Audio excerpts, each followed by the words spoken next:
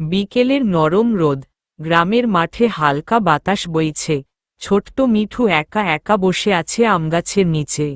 মিঠু বলল, সবাই খেলছে, আমার সাথে কেউ খেলতে চায় না কেন? হঠাৎ ঝোপের ভেতর থেকে শব্দ হলো। একটা খরগোশ বেরিয়ে এলো। খরগোশ বলল, তুমি একা একা বসে আছো কেন? মিঠু অবাক হয়ে বলল। তুমি কথা বললে? খরগোশ হাসল। হ্যাঁ, আমি টুকু। তুমি মন খারাপ করেছ? মিঠু মাথা নাড়ল।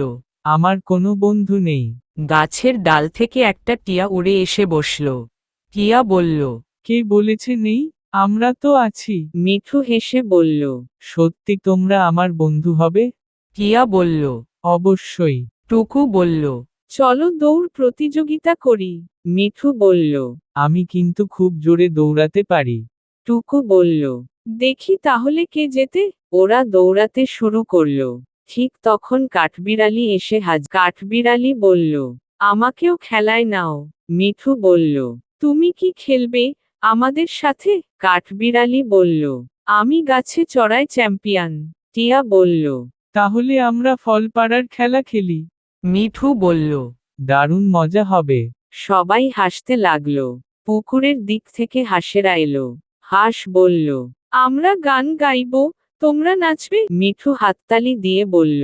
হ্যাঁ হ্যাঁ, গান শুরু করো। হাঁস বলল, প্যাক প্যাক প্যাক, বন্ধুত্ব সবাই হেসে গড়াগড়ি খেলো। কিছুক্ষণ পর গ্রামের দুই ছেলে এসে দাঁড়ালো। একজন বলল, মিঠু, তুই কার সাথে খেলছিস? মিঠু বলল। আমার বন্ধুদের সাথে। আরেকজন বলল, আমরাও কি খেলতে পারি তোমাদের সাথে? মিঠু হাসল। অবশ্যই।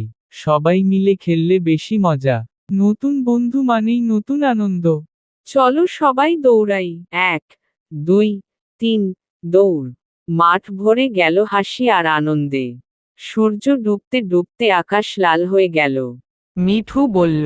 আজ আমার জীবনের সবচেয়ে সুখের দিন। টিয়া বলল। কারণ তুমি হাসতে শিখেছ। টুকু বলল। আর বন্ধু বানাতে শিখেছ। মিঠু বলল। তোমরা সবাই আমার সেরা বন্ধু। সবাই একসাথে বলল, আমরাও তোমাকে খুব ভালোবাসি। সেদিন থেকে মিঠু আর কখনো একা থাকেনি। তো বন্ধুরা, এটার থেকে আমরা শিখলাম যে, বন্ধুদের সাথে ভাগ করে নিলে আনন্দ আরো বড় হয়ে যায়।